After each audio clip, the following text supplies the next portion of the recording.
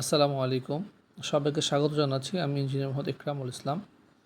আপনারা দেখতে পাচ্ছেন আমার একটি প্রজেক্টে খোয়া সুন্দর করে ধোয়া হচ্ছে। এটি ঢালাইয়ের জন্য ব্যবহৃত হবে।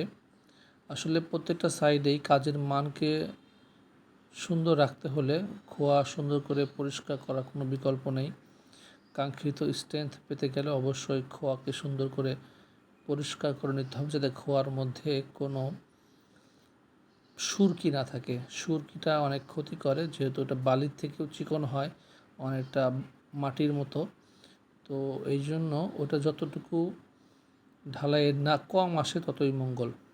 তো সেক্ষেত্রে খোয়া ভাঙ্গার সময়ই ওরা দুটি নেট ইউজ করে, একটা ছোটো নেট, বড় নেট।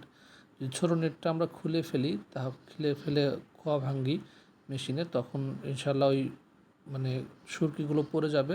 ছোটো কিছু ডাস্টও পড়বে, পাইসেপ্টিন যেটাকে বলা যায়। তো সেটা পড়লে পরে চাইলে ইউজ করা যাবে। তো আপনারা চেষ্টা করবেন খোয়া সুন্দর করে পরিষ্কার করে ব্যবহার করার জন্য। ধন্যবাদ।